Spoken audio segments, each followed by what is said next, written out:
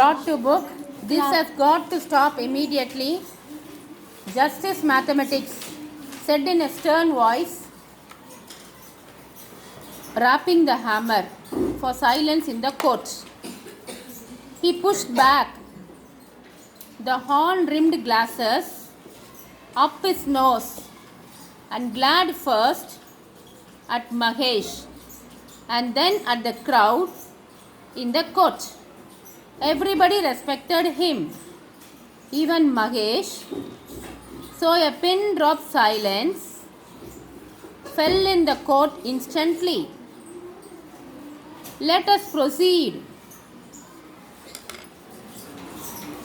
Justice Mathematics said, nodding his head. Your witness. First, he gestured at the tone, Miss English. Mahesh chewed his nails nervously. Your Honor, began the lady in a trembling voice. When I came to his house, I wore a lovely pink and grey dress, shiny and unmarked. And sir, just look at me now. Everybody gazed at her.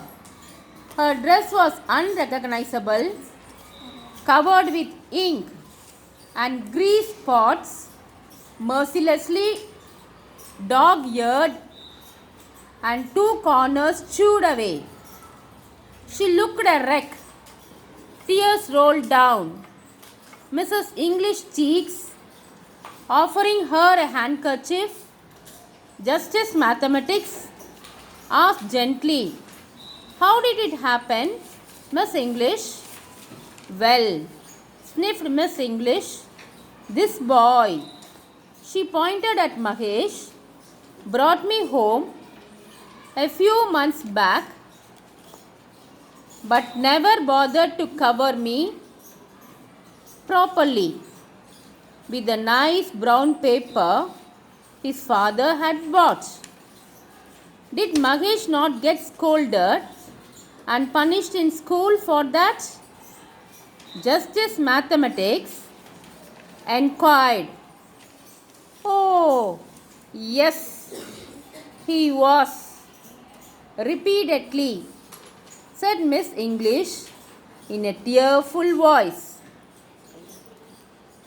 But all the punishment and scolding slipped off him like water off a duck's back. Not only did he ruin my looks, she continued, he also ill-treated me. The audience was stunned. Ill-treating a delicate creature like Miss English? How terrible! By now, tears had started rolling down Miss English's big eyes, and stopping only to sniff delicately in her handkerchief, she told everyone about how Mahesh dropped her.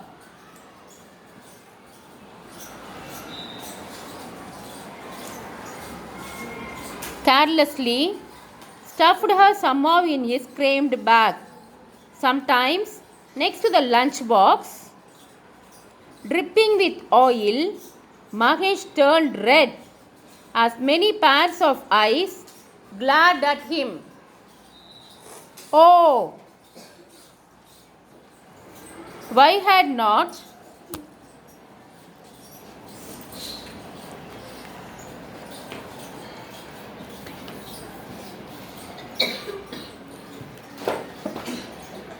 Why had he not listened to his mother, who had told him many times to take care of his books? He was otherwise a good boy and even managed to stay within the first 5 ranks in class. But he was extremely lazy. Mahesh The sanitarian voice of Justice Mathematics brought him back to reality. What do you have to say yourself?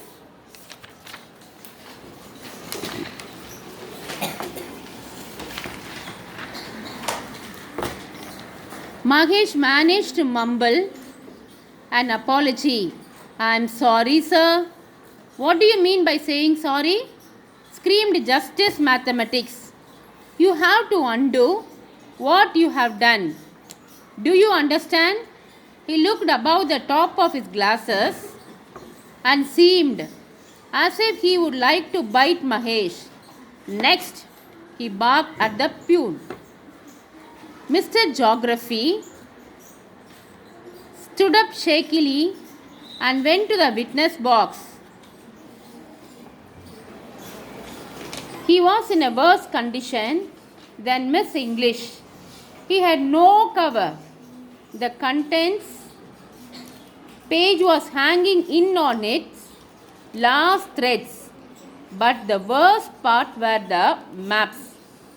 They had been filled in mercilessly with all the colors in the paint box. "Yes," prompted Justice Mathematics. "My story is quite similar to Miss English," Mr. Geography said in a broken voice. "All my fellow brothers laugh at me. Whenever Mahesh pulls me out of his bag, I especially envy my brother who belongs to Shobita. She has not only covered him neatly, her handling is so gentle that he always looks as if he has just stepped out of the bookseller's shop." And he added, "She fills in her maps with a pencil." And so it went on with all the books, copies, pencil box, and even the school bag, complaining about Mahesh's negligence. They looked battered and the worse for wear. Justice Mathematics' face became dark when he heard that Mahesh tore off pages from the copies to make paper planes. Mahesh withered under his murderous look. Mr. Pencil Box complained that Mahesh never cleaned it. As a matter